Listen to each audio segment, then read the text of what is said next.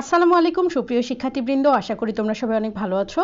Hour স্কুলের পক্ষ থেকে তোমাদের সবাইকে জানাই শুভেচ্ছা ও স্বাগতম। আমরা জীবজগতের বংশলতিকা চ্যাপ্টারটি পড়ছিলাম। এর আগের ক্লাসে আমরা তৃতীয় ও চতুর্থ সেশন নিয়ে আলোচনা করেছি। তোমরা যারা এর আগের ক্লাসগুলো করোনি, তোমরা চাইলেই আমাদের প্লেলিস্ট থেকে এর আগের ক্লাসগুলো করে নিতে পারো। আজকের ক্লাসে আমরা পঞ্চম সেশন নিয়ে আলোচনা করব। পঞ্চম সেশনে দেখো কি বলা হয়েছে। এবার জীবের বৈশিষ্ট্য অনুযায়ী সাজানোর পালা। পৃথিবীর সকল জীবকে যদি একটি পরিবার হিসেবে ধরা যায়, তাহলে এই পরিবারের বংশলতিকা কেমন হবে? এই জীবদের কিভাবে বিভিন্ন বৈশিষ্ট্যের ভিত্তিতে শ্রেণীবিভক্ত করা যায়? এরা কিভাবে নিজেদের মধ্যে সম্পর্কযুক্ত? এই জীবদের কিভাবে বিভিন্ন বৈশিষ্ট্যের ভিত্তিতে শ্রেণীভুক্ত করা হয়? এর উত্তরে আমরা বলতে পারি, পৃথিবীর সকল জীবদের গঠন বৈশিষ্ট্য আলাদা আলাদা।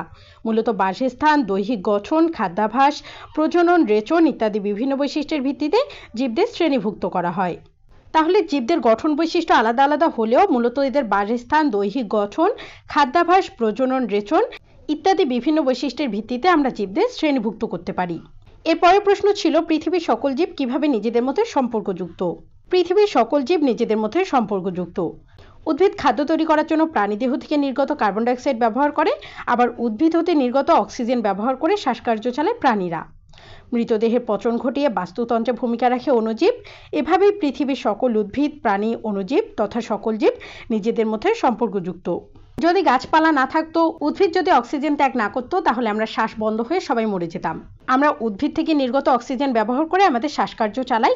আবার উদ্ভিদরা কি করে, আমরা যে নিঃশ্বাস নেওয়ার সময় কার্বন ডাইঅক্সাইড ত্যাগ করি, এই কার্বন ডাইঅক্সাইড ত্যাগ করে উদ্ভিদ তাদের খাদ্য তৈরি করে। এভাবেই উদ্ভিদ প্রাণীর মধ্যে সমন্বয় হয় এবং অণুজীব কি করে, মৃতদেহের পচন ঘটিয়ে বাস্তুতন্ত্রে ভূমিকা রাখে। এভাবেই পৃথিবীর সকল উদ্ভিদ, প্রাণী, অণুজীব তথা সকল জীব নিজেদের মধ্যে সম্পর্কযুক্ত। এরপরে পঞ্চম সেশনে বলা হয়েছে, এ বিষয়টি ভালোভাবে বুঝতে হলে আগে বংশগতি নির্ধারণে ডিএনএ এর ভূমিকা একটু বুঝে নেওয়া জরুরি। যৌন প্রজননের ক্ষেত্রে বাবা মায়ের বৈশিষ্ট্যগুলো ডিএনএ এর মাধ্যমে সন্তানদের দেহে স্থানান্তরিত হয়। অনুসন্ধানী পাঠ বই থেকে মিওসিস কোষ বিভাজনের গুরুত্ব এবং বংশগতি নির্ধারণে ক্রোমোজোমের ডিএনএ এর ভূমিকা সম্পর্কে পড়ে নাও এবং শিক্ষক সহ ক্লাসের বাকিদের সঙ্গে আলোচনা করো। চলো এখন আমরা অনুসন্ধানী পাঠ বই থেকে এই অংশটুকু দেখে নিই। এই অংশটুকু তোমাদের অনুসন্ধানী পাঠ বই থেকে নেওয়া হয়েছে। তোমরা 50 পৃষ্ঠা বের করলেই এই অংশটুকু দেখতে পারবে। বংশগতি নির্ধারণে ক্রোমোজোম ও ডিএনএ এর ভূমিকা। তোমাদের কি কি দৈহিক বৈশিষ্ট্য আছে? তোমাদের কারো কারো চুল কোঁকড়ানো, আবার কারো কারো চুল সোজা, কেউ লম্বা আবার কেউ খাটো, কারো চুল কালো আবার কারো চোখ বাদামি। আমাদের দেহে এই যে নানা রকম বৈশিষ্ট্য, সেগুলো আমাদের শরীরের ক্রোমোজোমে থাকা ডিএনএ এর পূর্ণরূপ হলো ডিঅক্সিরাইবো নিউক্লিক অ্যাসিড। এই ডিএনএ আমাদের এই বৈশিষ্ট্যগুলোকে বহন করে থাকে। জীবের যে কোনো বৈশিষ্ট্যের জন্য প্রয়োজনীয় সকল তথ্য ডিএনএতে সংরক্ষিত থাকে। ডিএনএ মাতা পিতার বৈশিষ্ট্য সরাসরি তার সন্তান সন্ততিদের মাঝে নিয়ে আসে, যেটি বংশগতি নামে পরিচিত। কাজেই তোমরা নিশ্চয়ই বুঝতে পারছো, বংশগতির ধারা রক্ষা করার মূল ভূমিকা পালন করে ক্রোমোজোমে থাকা মানবদেহের বৈশিষ্ট্য নিয়ন্ত্রণকারী ডিএনএ। তাহলে তোমরা বুঝতে পারছো, আমরা এই যে কেউ খাটো হই, কেউ লম্বা হই, কেউ কালো, কেউ ফর্সা, কারো চুল কোঁকড়ানো, কারো চুল সোজা, কারো চুল দেখতে কালো, কারো চুল দেখতে বাদামি, এই যে বৈশিষ্ট্যগুলো রয়েছে, এই বৈশিষ্ট্যগুলো ডিএনএ বহন করে থাকে। আমাদের মাতা পিতা থেকে এই বৈশিষ্ট্যগুলো সন্তান সন্ততিদের মাঝে নিয়ে আসে এই ডিএনএ। আর এই ডিএনএ কে বলা হয় বংশগতির ধারক ও বাহক। অর্থাৎ বংশগতির ধারা অক্ষুণ্ণ রাখার জন্য ডিএনএ বংশগতির ধারক ও বাহক হিসেবে কাজ করে।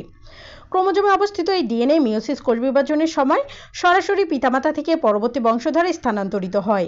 সেজন্য ক্রোমোজোমকে বংশগতির ভৌত ভিত্তি হিসেবে বিবেচনা করা হয়। পরবর্তী শ্রেণীতে তোমরা এ সম্পর্কে আরো বিস্তারিত জানতে পারবে। ক্রোমোজোমকে বলা হয় বংশগতির ভৌত ভিত্তি, আর ডিএনএ হলো বংশগতির ধারক ও বাহক। তোমরা সবাই জানো, মানুষের পুরুষ নারী সবারই 23 জোড়া ক্রোমোজোম রয়েছে। এর মধ্যে 22 জোড়া ক্রোমোজোম পুরুষ এবং নারী সবার সেম থাকে। শুধুমাত্র এক জোড়া ক্রোমোজোম ভিন্ন হয়ে থাকে, সেটি হলো জনন কোষ। সেম 22 জোড়া ক্রোমোজোমকে বলা হয় দেহকোষ এবং এক জোড়া ক্রোমোজোম রয়েছে, এই এক জোড়া ক্রোমোজোমকে বলা হয় জনন কোষ। এই এক জোড়া ক্রোমোজোম পুরুষদের ক্ষেত্রে XY হয় এবং মহিলাদের ক্ষেত্রে একই থাকে XX। এখন আমরা এই বিষয়টি এখানে জানবো। পুরুষ ও নারী সন্তান। পুংজনন কোষ ও স্ত্রীজনন কোষের 22টি ক্রোমোজোম অভিন্ন। 23তম ক্রোমোজোমটি পুংজনন কোষ ও স্ত্রীজনন কোষের জন্য ভিন্ন হতে পারে। যেমনটা আমি তোমাদের বললাম যে আমাদের 22 জোড়া ক্রোমোজোম অভিন্ন হয়ে থাকে। এর মধ্যে 23তম ক্রোমোজোমটি পুরুষদের ক্ষেত্রে পুংজনন কোষ এবং স্ত্রীদের ক্ষেত্রে স্ত্রীজনন কোষ বলা হয়। এই স্ত্রীজনন কোষ এবং পুংজনন কোষটি ভিন্ন হয়ে থাকে। স্ত্রীজনন কোষের বেলায় সেটি সবসময় X থাকে এবং পুংজনন কোষের বেলায় সেটি কখনো X কখনো Y। সে কারণে পুংজনন কোষ ও স্ত্রীজনন কোষ একসাথে মিলিত হওয়ার পর ক্রোমোজোমে 23তম জোড়াটি XX কিংবা XY হতে পারে। যদি সেটি XX হয় তাহলে সন্তানটি হয় নারী এবং যদি XY হয় তাহলে সন্তানটি হয় পুরুষ। মাতৃকোষে থেকে XX ক্রোমোজোম এবং পিতৃকোষে থেকে XY ক্রোমোজোম। এখন মিলিত হওয়ার পর যদি X এবং X এই দুটো হয়, XX ক্রোমোজোম হয়, তাহলে সন্তানটি হবে নারী এবং মিলিত হওয়ার পর যদি XY ক্রোমোজোম হয় তাহলে সন্তানটি হবে পুরুষ। তোমরা এই অংশটুকু বুঝলে পুরুষ ও নারী সন্তান কিভাবে হয়। সংযুক্ত ক্রোমোজোমের ছবিগুলো লক্ষ্য করলে তোমরা দেখতে পাবে X এবং Y ক্রোমোজোমের আকার ভিন্ন। Y ক্রোমোজোম X ক্রোমোজোমের তুলনায় অনেক ক্ষুদ্র হয়ে থাকে। এই যে চিত্রটার কথা বলা হয়েছে, তোমরা চিত্রটা দেখে নিও। বুঝতেই পারছো ডিএনএতে জীবের বৈশিষ্ট্য লিপিবদ্ধ থাকে, আর যৌন প্রজননের ক্ষেত্রে সেই বৈশিষ্ট্য মিওসিসের মাধ্যমে পরের প্রজন্মে যায়। এবার একটু ভেবে দেখো, পৃথিবী জুড়ে জীবজগতে যে অফুরন্ত বৈচিত্র্য বিদ্যমান, তাতে এই মিওসিস কোষ বিভাজনের ভূমিকা কি? সহপাঠীদের সঙ্গে আলোচনা করে নিচে তোমার উত্তর লিখে রাখো। মিওসিস কোষ বিভাজন প্রক্রিয়া একটি ডিপ্লয়েড মাতৃকোষ বিভাজিত হয়ে 4টি হ্যাপ্লয়েড জননকোষের সৃষ্টি করে। এভাবে সৃষ্ট 2টি হ্যাপ্লয়েড পুংজননকোষ ও স্ত্রীজননকোষ মিলিত হয়ে ডিপ্লয়েড টুবাইসেন জাইগোট তৈরি করে, ফলে প্রজাতির ধারা অক্ষুণ্ণ থাকে। তবে এর পাশাপাশি আরেকটি ঘটনা ঘটে।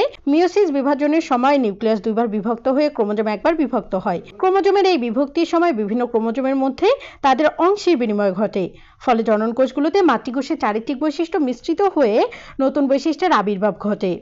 এছাড়াও বাবা ও মা থেকে আগত ক্রোমোজোমগুলো বিভিন্ন বৈশিষ্ট্য ধারণ করে, তখন সবকিছু মিলে এক নতুন বৈশিষ্ট্যের সৃষ্টি হয়, ফলে নতুন বংশধরে নতুন নতুন চারিত্রিক বৈশিষ্ট্য দেখা যায়। এতে একই প্রজাতিতে বৈচিত্র্যের সৃষ্টি হয়। এভাবেই পৃথিবী জুড়ে জীবজগতের বৈচিত্র্য সৃষ্টিতে মায়োসিস ভূমিকা রাখে। শিক্ষার্থীরা, এই ছিল তোমাদের জীবজগতের বংশলতিকার 5ম সেশন। আশা করি তোমরা ক্লাসটি বুঝতে পেরেছো। পরবর্তী ক্লাসের আমন্ত্রণ জানিয়ে আজকের ক্লাস আমি এখানেই শেষ করছি। ধন্যবাদ।